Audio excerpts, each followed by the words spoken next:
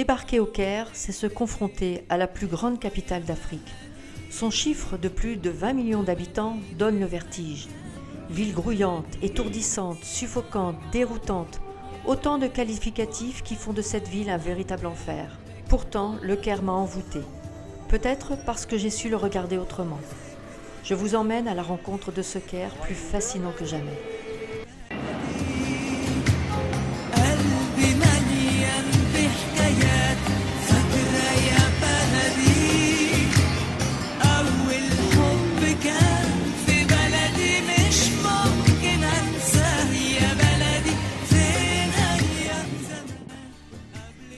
Je pénètre à l'ombre de l'islam, dans le royaume des échoppes, de la débrouille, des petits métiers. La vraie vie au Caire est là, je la sens déjà qui me saute à l'âme et au cœur.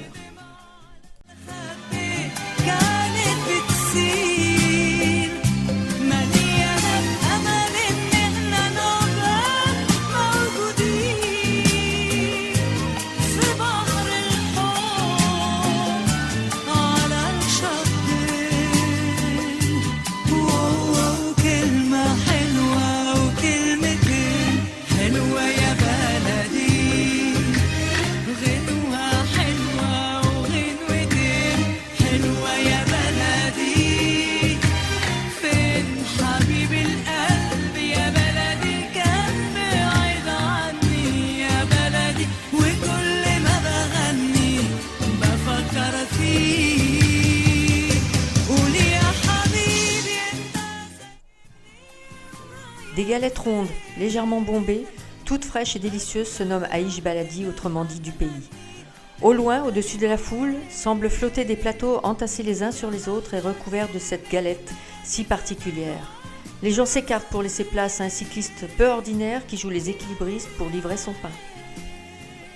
La jarre métallique arrondie et dodue appelée gâche, légèrement inclinée, que les flammes du réchaud viennent lécher, porte en elle le plat national, le fameux foul. Et puis il y a les tamaya, ces fameux beignets qui font le bonheur des passants.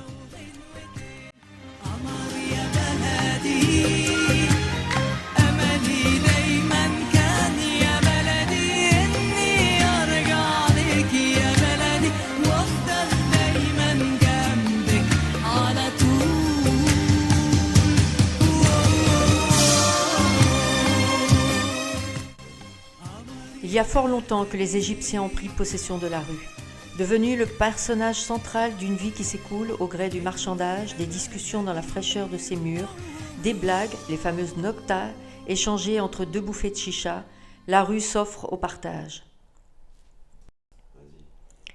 Des plus vieux aux plus jeunes, les générations s'entrecroisent dans ces venelles poussiéreuses.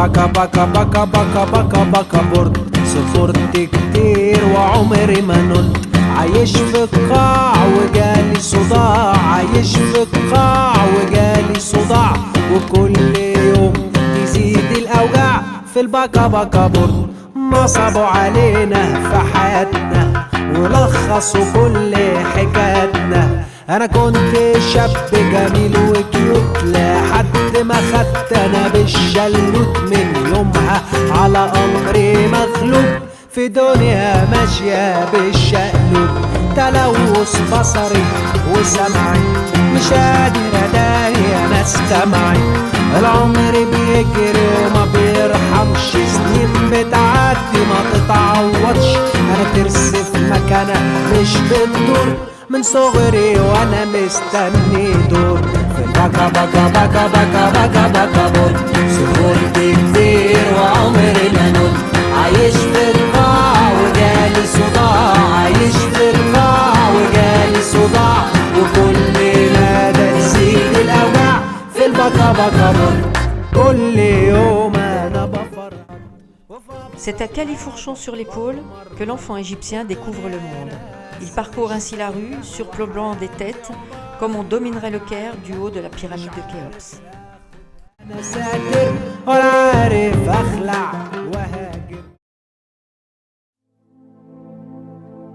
يخرب بيتك يا كيف ويخرب بيت معرفتك. صحيح دمك خفيف بس يا ريتني معرفتك. في الاول كنت تمام بتدوس على الاحزان، دلوقتي انا هربان من نفسي والايام. يخرب بيتك يا كيف عشمتني وفلقت، عايش في الدنيا ضيف ومليش فيها حد.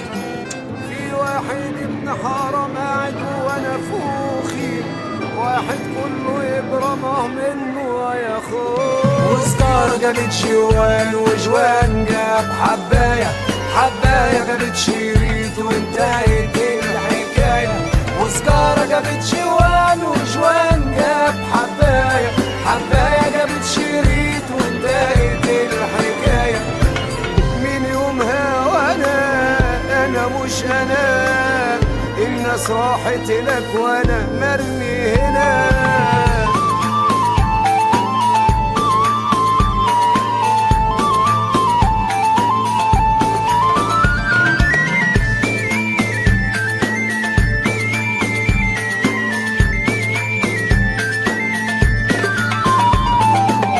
يخرب بيتك يا كيف يا معيشني في مذلة.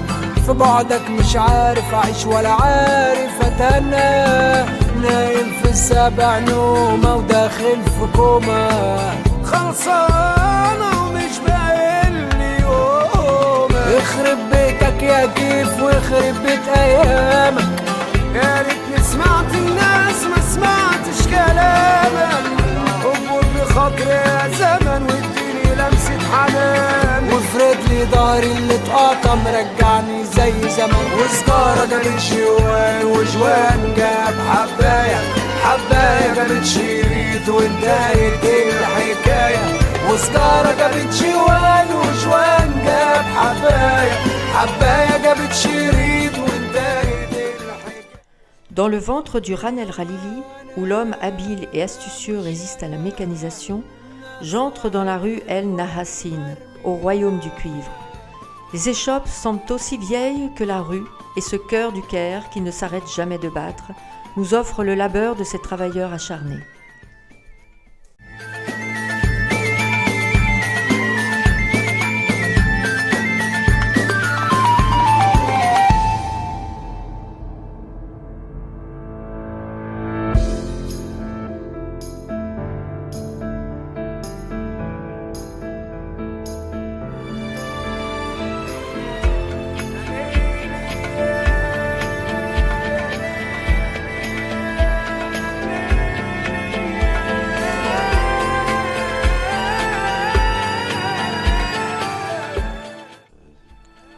Derrière des grilles, j'aperçois Mohamed le couturier.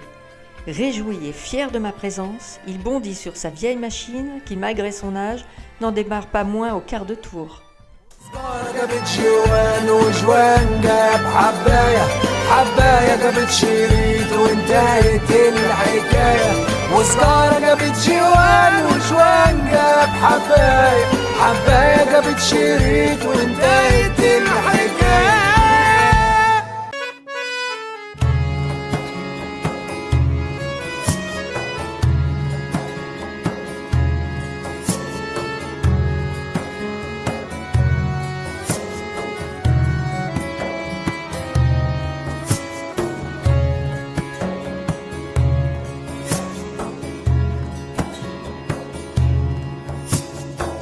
في وسط الكذب والجشع، في وسط النفاق والطمع، طلع الجدع قال كلمته، هي دي كانت تهمته. ورا القضبان اتشد والتهمة كلمة حق، قالها من قلبه اللي مات وما حسبش الحسابات. باع الدنيا وما فيها، ما حلتوش حاجة يبكي عليه، لكن في أرض النفاق كالعادة يكسب الكذاب. وياما في الحبس مظالم، في الحبس. Je l'aperçois, frappé dans la fonte de la machine, la couronne de sultan, qui marque l'époque de la fabrication des tarbouches, ces couvre-chefs introduits en Égypte par Ibrahim Pacha au début du XIXe siècle et qui seront définitivement abandonnés en 1952 à l'arrivée des officiers afin d'éliminer le dernier symbole de l'Ancien Régime. Le grondement des fours me guide jusqu'à l'un des derniers souffleurs de verre du Caire.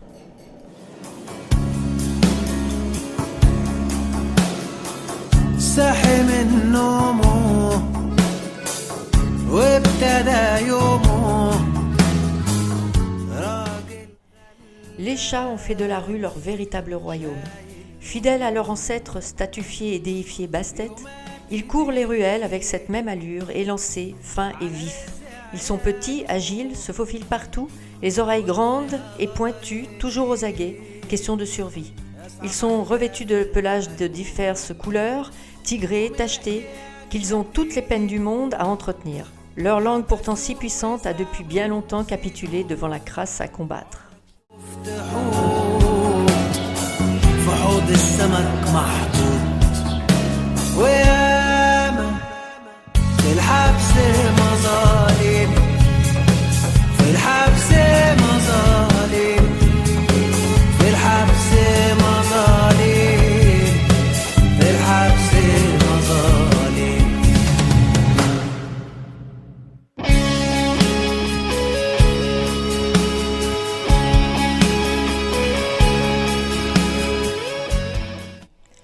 Je ferme les yeux et je me concentre sur la bande-son. Fracas des dominos plaqués avec vigueur sur la table de jeu. Crissement des pieds métalliques d'une chaise ou d'un guéridon que l'on traîne jusqu'au client. Glouglou des chichas. Cliquetis des verres qui s'entrechoquent sur les plateaux. Et des petites cuillères qui s'agitent à dissoudre le sucre. Bruit des chip-chip, les sandales. Frottant le sol avec cette nonchalance qui sied si bien à l'Orient. Le tout sur fond musical inaudible qui ajoute à l'atmosphère très singulière de ces petits cafés.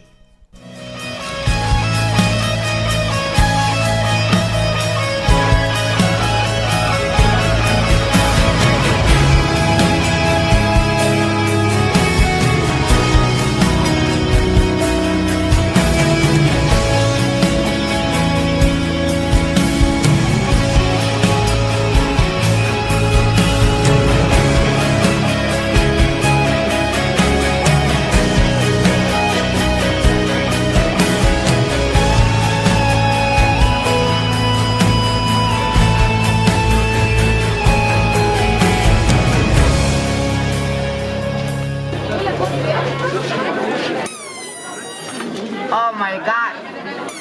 Excuse me?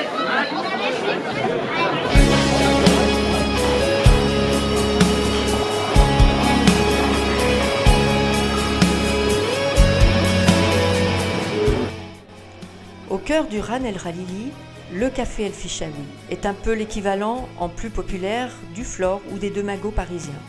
Cet établissement, fondé en 1868, a pour particularité d'être traversé par une venelle où les marchands de souvenirs officient. Depuis des générations, politiciens, écrivains, artistes en tout genre sont venus ici s'asseoir sur une banquette autour des guéridons. Aujourd'hui, même déserté par les intellectuels, il demeure incontournable. Pour rien au monde, je n'aurais manqué ce rendez-vous dans les pas de l'écrivain Naguib Mahfouz.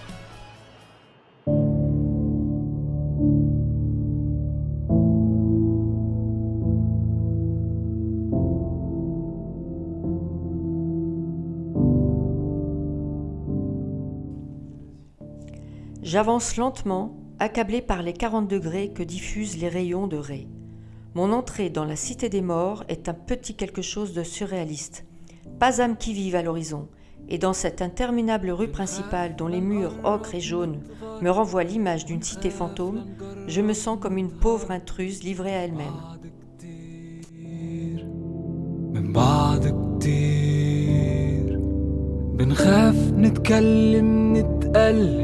وكلامنا يأثر ويعلم منخاف لو نسرح فنبلم من غير تفسير منخاف لنحب ما نتحبش.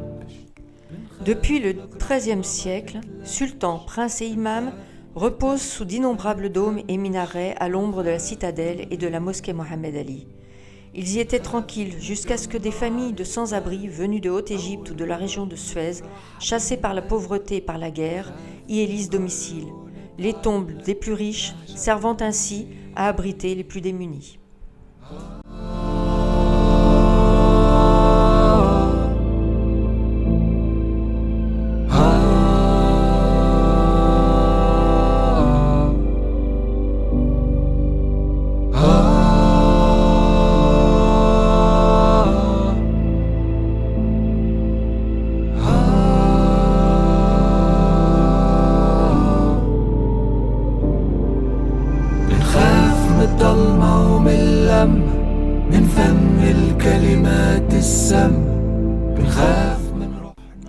Mais au cœur de la cité des morts, 2 minarets s'élancent, élégants et puissants dans le ciel d'un bleu pur. Entièrement sculptés tels de la dentelle, ils sont une incomparable beauté. Passé la porte, c'est dans une oasis de paix que je pénètre. Au gré du vent, des lampes se balancent entre les piliers au pied desquels les fidèles se sont assoupis, emportés par la sérénité du lieu. À mon tour, je prends place pour un instant de méditation. Le vent berce mon repos et la douce lumière du coucher de soleil qui traverse les moucharabiers donne à ce lieu toute sa magie.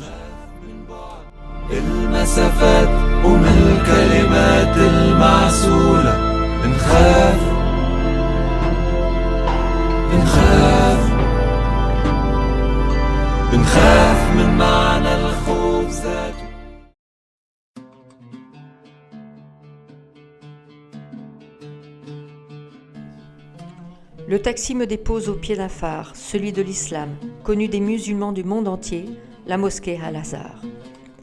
Les milliers de minarets du Caire s'élancent vers le ciel, comme pour jouer avec la musique du vent.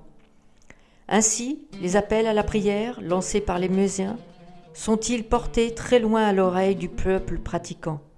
À l'aube ou au coucher du soleil, ce moment est toujours empreint d'une extraordinaire magie, et quand d'une seule voix les minarets résonnent, l'envoûtement est au rendez-vous.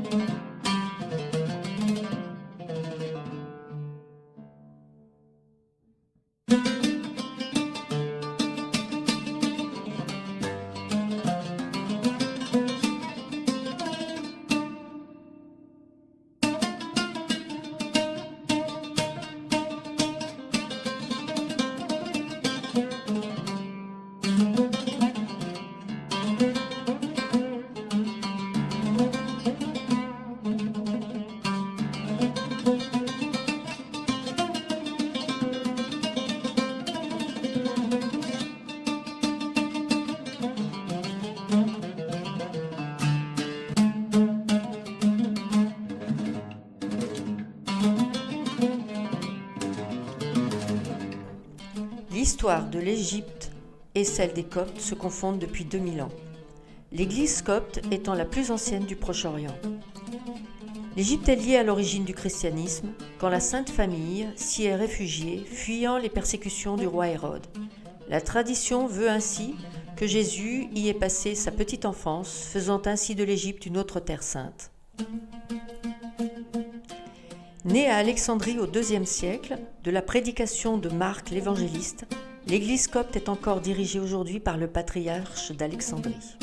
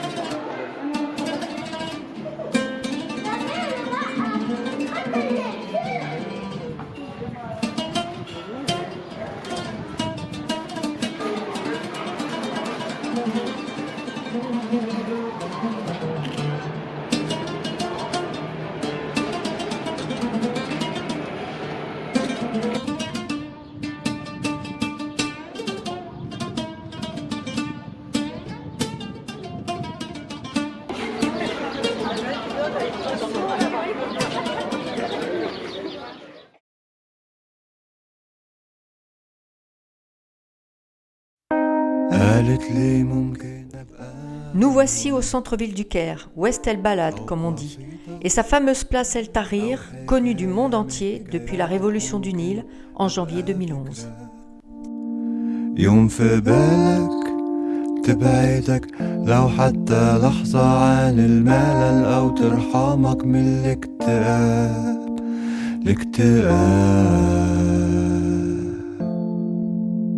ممكن أبقى أي حاجة من حاجاتك أي صورة فوق حيطان البيت أي ساعة بتدق في ساعاتك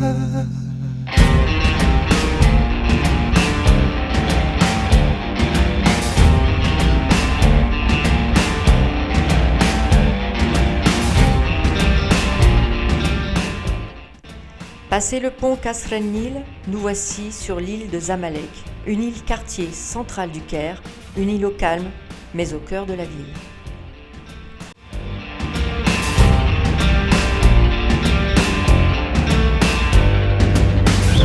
قالت لي ممكن أبقى غنوة أو قصيدة أو حكاية من حكاياتك ممكن أبقى فكرة يوم في بالك تبعدك لو حتى لحظة عن الملل أو ترحمك من الاكتئاب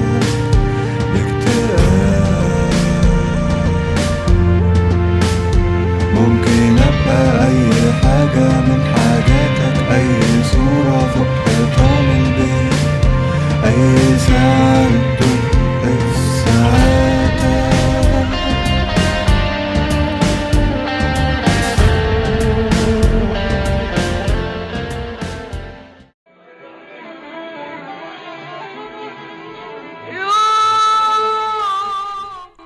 Le Caire ne serait rien sans le Nil, cher aux Égyptiens qui l'ont déifié pour rendre hommage à ces eaux nourricières qui ont enfanté leur pays. Tout commence par lui, au point que les Égyptiens le surnomment Bahr, ce qui en arabe signifie mer, océan. Le Nil coule dans leurs veines, ils vivent avec et par lui.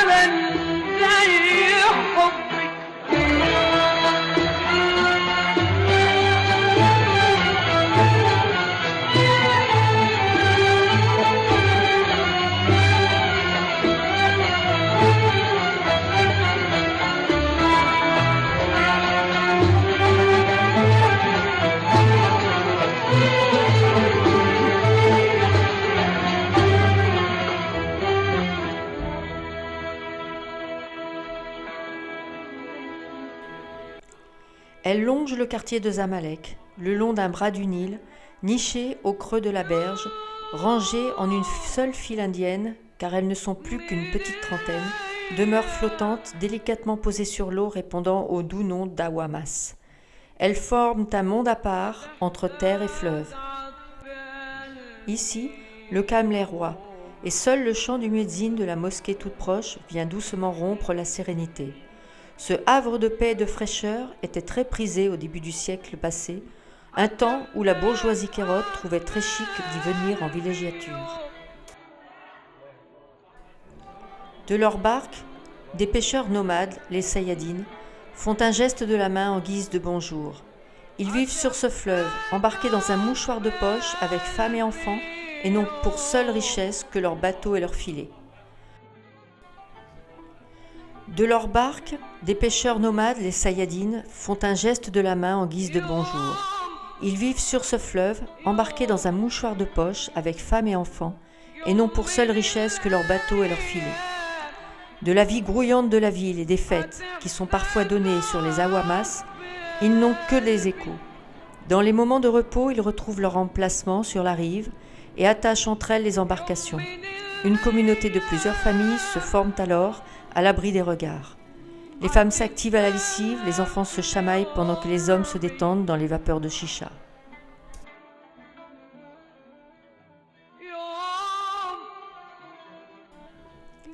Il existe un endroit au Caire encore inconnu, même des chauffeurs de taxi, l'île de Dahab, au beau milieu du Caire. Un vrai petit paradis, niché au cœur de la ville, où l'on se laisse doucement séduire par l'authenticité d'un village et où la vie s'écoule au rythme des saisons, avec pour toile de fond les rumeurs de la ville.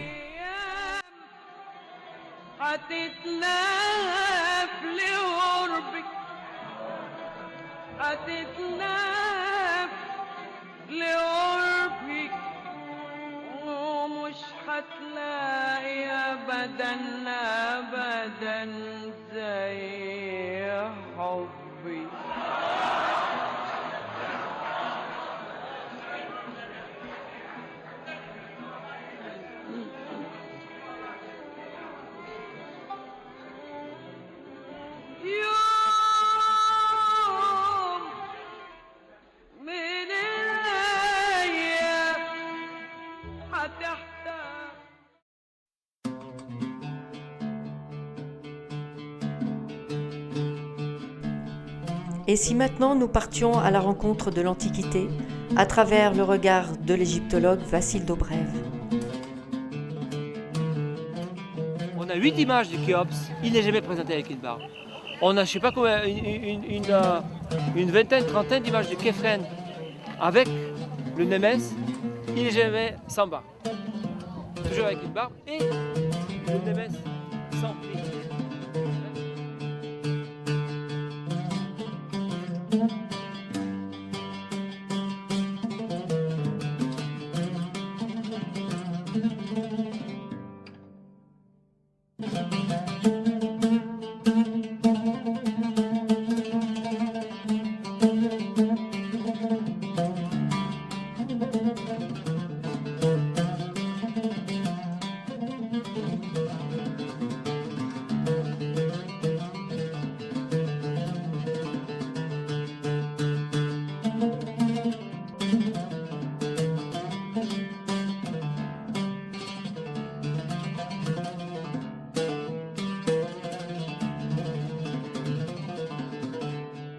Regarde, c'est une forme pure, hein, vraiment.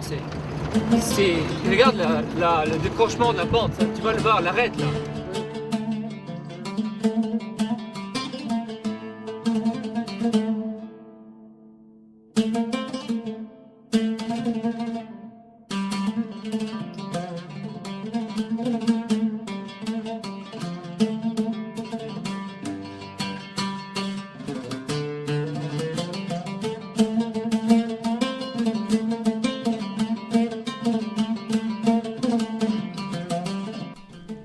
Vassil Dobrev nous entraîne à présent sur son chantier de fouilles Tabet El-Gesh, situé à Saqqara Sud et dont il est le directeur.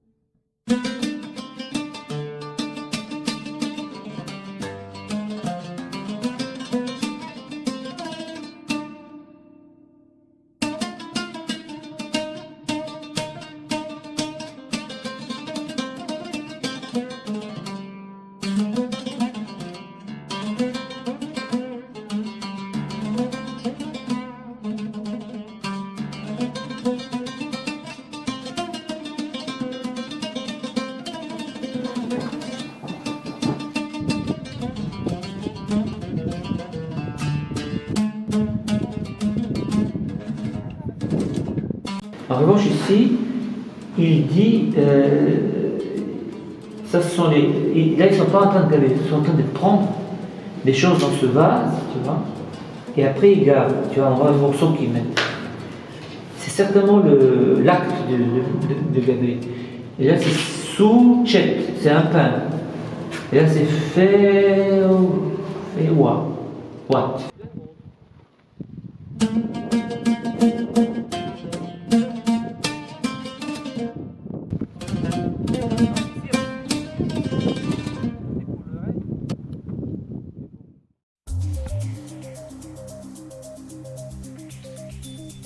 Et puis un jour, l'appel du désert fut le plus fort.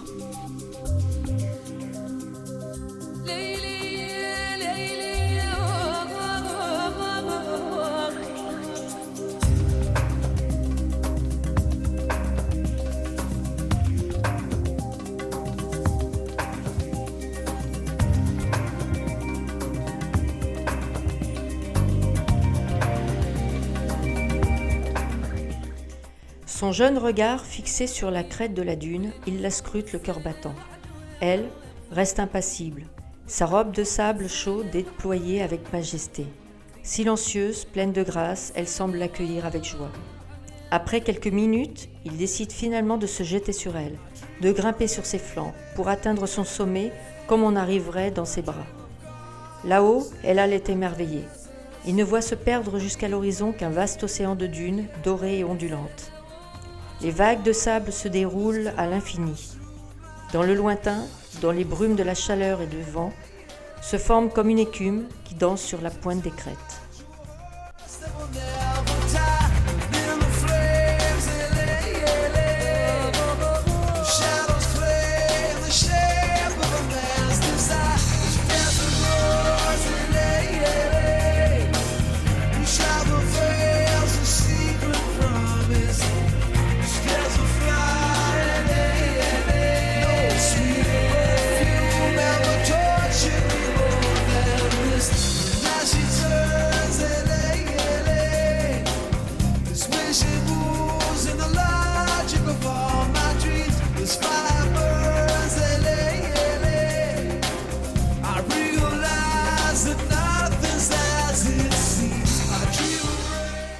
Ils naviguent ainsi dans cette immense étendue parsemée de touffes d'herbe qui parfois se transforment en buissons. De ci, de là, les palmiers esselés font de la résistance, quand d'autres, à bout de force, ont rendu l'âme. Leurs longues carcasses, si belles autrefois, trônent encore au milieu des sables, leurs racines sorties du sol et leurs troncs tordus, comme sous la douleur d'une soif trop intense. Le souvenir fugace de la majesté de leurs longues palmes plane encore, mais seuls ne restent que des tiges dénudées, coiffant de leur tête d'une chevelure éparse. Au-delà de la mort, ils ont encore fière allure et s'érigent toujours en symbole du désert.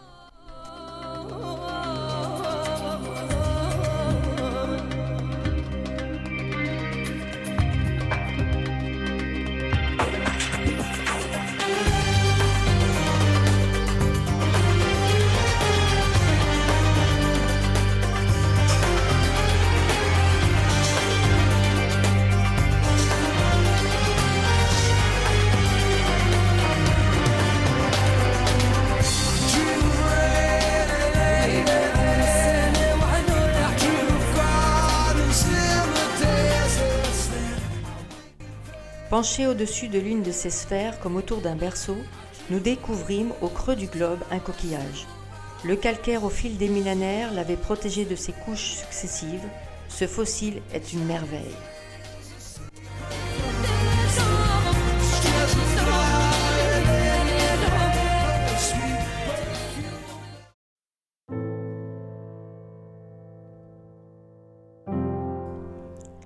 Ce sont toutes ces formes bizarres qui font du lieu un jardin extraordinaire, planté de monolithes les plus étranges. Éole, aidé du fameux Ramsin, ce vent de sable si puissant, s'est fait sculpteur au fil du temps.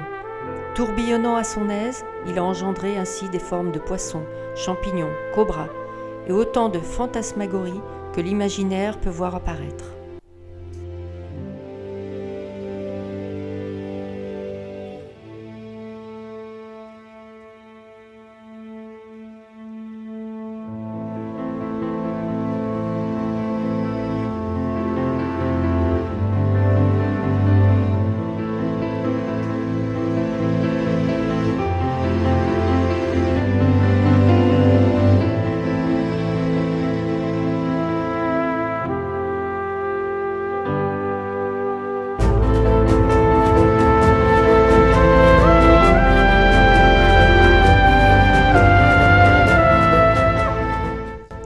La caravane d'Abid a repris sa route. Elle s'enfonce pas à pas dans cet univers presque irréel où la blancheur s'installe de plus en plus aveuglante sous le soleil. Franchir ce désert blanc, Sahara Beda, c'est entrer dans un monde magique.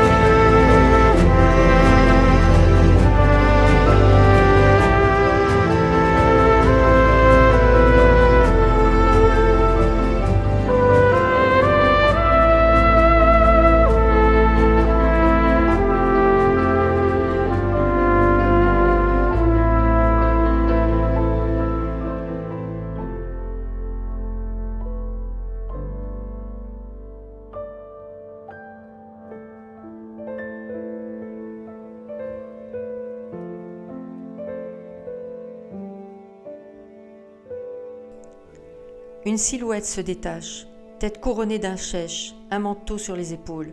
C'est un bédouin sculpté par les vents, gardien de cette vaste plaine, Wadi, sur laquelle reposent ces innombrables formes fantastiques.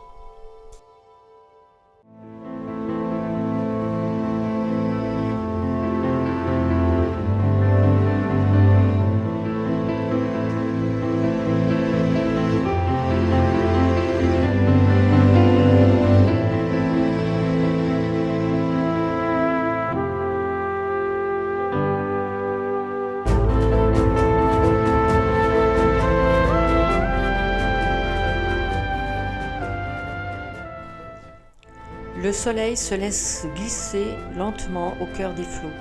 Les couleurs glissent du jaune à l'orangé, puis virent au violet avant de se fondre dans les sables. Comme dans un sursaut de vie, un dernier rayon vient transpercer le ciel et mourir dans le crépuscule.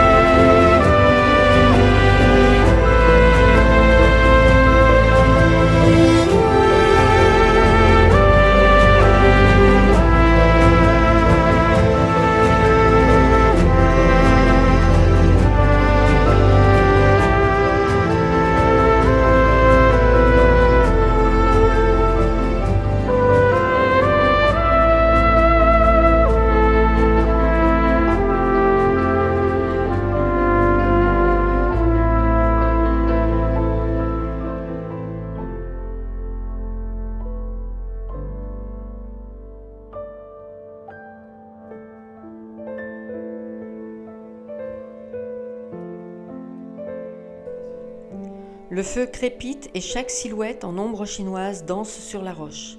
La théière, enfouie dans les braises, est leur compagnon pour la nuit. Les montagnes alentour se font l'écho de leurs notes enivrantes.